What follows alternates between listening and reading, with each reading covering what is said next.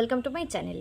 আজকে আমি তোমাদের সঙ্গে একটা ইম্পর্টেন্ট বিষয়ে ডিসকাস করতে আসলাম। তোমরা অনেকেই এই প্রশ্নটা করেছো এবং আমি সম্ভবত আমার যে অরিজিনাল না, প্রথম চ্যানেলটা আছে তাতে এই উত্তরটা অনেকবার দিয়েছি। তারপরেও তোমরা প্রশ্নটা করো, হয়তো সেই ভিডিওটা দেখতে পাও না, অনেক পুরনো ভিডিও হয়ে যাওয়ার জন্য। তো আমি ঠিক করলাম যে আর একটা ভিডিও করে দিচ্ছি। দেখো, তোমরা অনেকেই প্রশ্ন করো, ইকোনমিক্স কি খুব কঠিন? ইকোনমিক্সে কি অঙ্ক আছে? ইকোনমিক্সের অঙ্কগুলো কি খুব কঠিন? আমি আর্টস নিয়ে পড়বো, তাহলে কি আমি ইকোনমিক্স নিতে পারবো? আমি অঙ্ক নিতে চাই না, তাহলে কি ইকোনমিক্স পড়তে পারবো? এরকম যাবতীয় প্রশ্ন আমার কাছে আসে। তো সেই প্রশ্নগুলোর উত্তর আমি আজকে আরেকবার দেব। প্রথম প্রশ্ন, ইকোনমিক্স কি খুব কঠিন? দেখো, কোনো সাবজেক্ট তুমি যখন মাধ্যমিক পরীক্ষা দিয়ে দিয়েছো, তারপরে খুব কঠিন এটা বলা যায় না। ঠিক আছে? তুমি যদি নিজে থেকে পড়তে চাও, তুমি যদি জিনিসটা ভালোবেসে পড়ো, অবশ্যই পারবে। এবার বক্তব্য হচ্ছে যে অনেক স্টুডেন্ট আছে, আমি যেমন আগে বলে দিতাম হ্যাঁ, না না পড়ার কি আছে, পড়লেই পড়া যায়।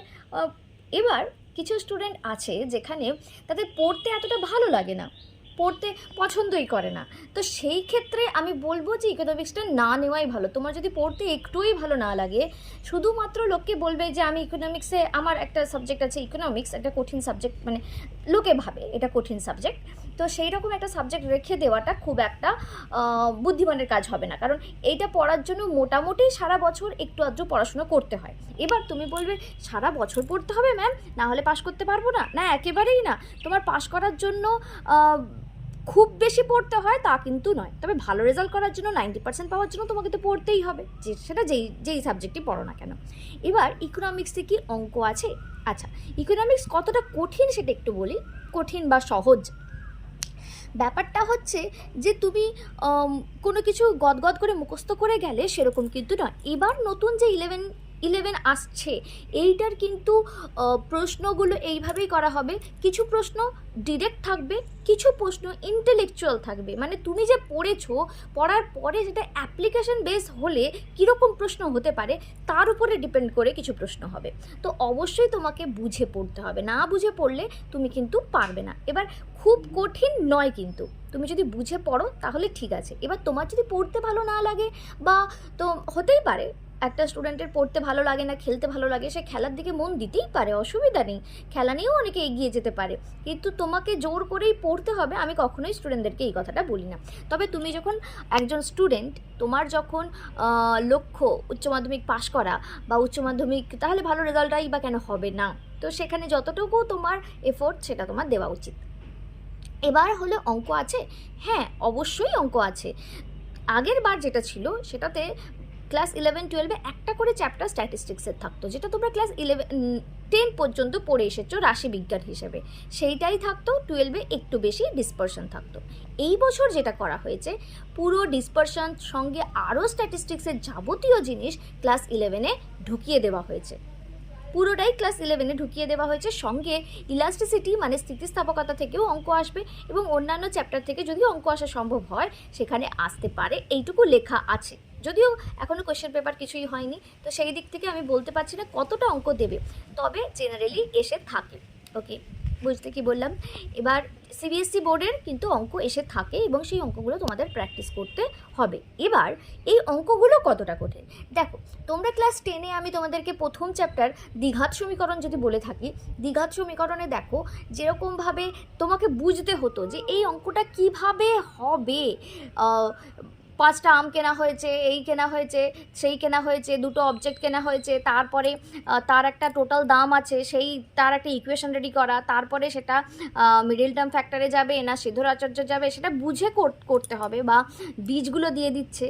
এই যে এতটা বোঝার ব্যাপার কিন্তু এখানে নেই, এতটা তোমাকে বুঝতে হবে না। সিম্পল ক্যালকুলেশন, তুমি যদি 4-5টা করে প্রত্যেকটা টাইপের অঙ্ক, খুব বেশি টাইপ থাকবে না, খুব জোর হলে 3টে কি 4টে টাইপের অঙ্ক থাকবে। এবার তার মধ্যে তুমি যদি দুটো দুটো করে অঙ্ক করে যাও, তুমি কিন্তু করতে পারবে, এমন কিছু কঠিন কিছু আসে না। বুঝলে কি বললাম? এটা ইকোনমিক্সের। আর স্ট্যাটিস্টিক্সের ক্ষেত্রে তোমরা দেখবে মিন মিডিয়ান মোডের ক্ষেত্রে দেখবে যে মিন মিডিয়ান মোড তোমরা যেরকম করে এসেছো ওই টাইপেরই, ফর্মুলা একটাই, সেই ফর্মুলা দিয়েই অঙ্ক হয়ে যাবে। সেখানে প্রচুর মাথা ঘামাতে হবে সেরকম কিন্তু নেই। বুঝলে কি বললাম? প্রচুর মাথা ঘামাতে হবে সেরকম কিছু নেই। তো তুমি যদি অঙ্ক প্র্যাকটিস করো তাহলে কিন্তু করতে পারবে। এই গেল দ্বিতীয় কোশ্চেন। এবার অঙ্ক আছে কিনা, অঙ্ক কঠিন কিনা, এই এই প্রশ্নগুলোই মেনলি করে থাকে। এবার তুমি আর্টস নিয়ে পড়ছো, তাহলে কি তুমি ইকোনমিক্স নিতে পারবে? অবশ্যই নিতে পারবে, কোনো অসুবিধা নেই। তুমি যেই সাবজেক্টে পড়ো না কেন, আমি তোমাদের সাবজেক্ট কম্বিনেশন একটা দেখিয়েছি, সেই সাবজেক্ট কম্বিনেশন অনুযায়ী তুমি ইকোনমিক্স, আর্টস থেকে, সায়েন্স থেকে, কমার্স থেকে, যে কোনো থেকে স্ট্রিমে বিলং করো না কেন, তুমি কি করতে পারবে? তুমি নিতে পারবে ইকোনমিক্স, কোনো অসুবিধা নেই। এবার তোমরা আমাকে জিজ্ঞেস করেছো আমি জিওগ্রাফি অনার্স নেব, তাহলে কি ইকোনমিক্স রাখাটা বেশি সুবিধাজনক?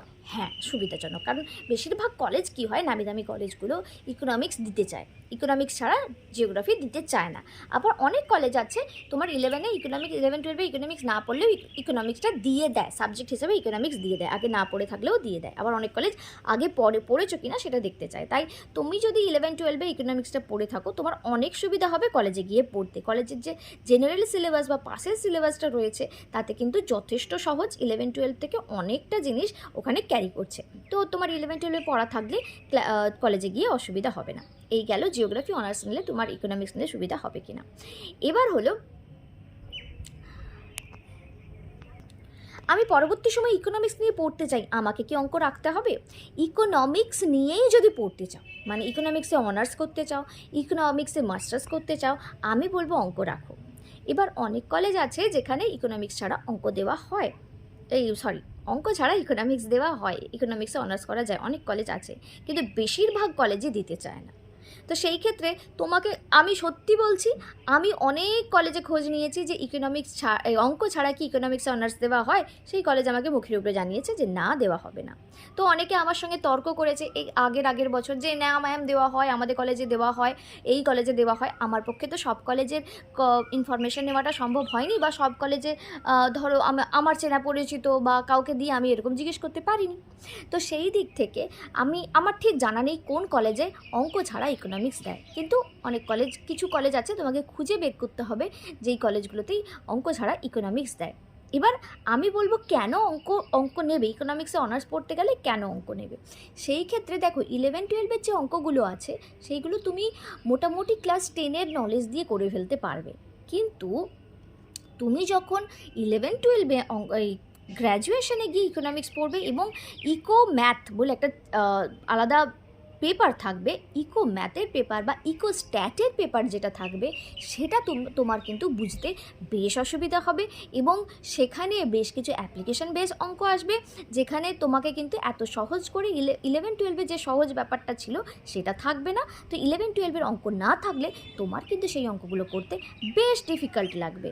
তো তোমাকে ইকোনমিক্সে কিন্তু ইকোনমিক্স যদি অনার্স নিতে চাও, অঙ্কটা রাখাটা দরকার। বুঝেছো? আমি মানে নিতেই হবে এরকম কিছু বলছি না, কিন্তু বেশিরভাগ কলেজ অঙ্ক ছাড়া ইকোনমিক্সে অনার্স দিতে চায় না। দ্বিতীয়ত ইকোনমিক্সটা পড়ার জন্য তোমাকে অঙ্ক রাখতে হবে। এইগুলোই ছিল তোমাদের মেন কোয়েশ্চেন। আশা করছি তোমাদের প্রশ্নগুলো উত্তর দিতে পারলাম। আমি ইকোনমিক্সের অনলাইন অফলাইন দুরকম ক্লাসই করিয়ে থাকি। যদি আমার কাছে অনলাইন বা অফলাইন ক্লাস করতে চাও অবশ্যই কন্ট্যাক্ট করতে পারো। কন্ট্যাক্ট ডিটেলস আমি ডিসক্রিপশন বক্সে দিয়ে রাখবো।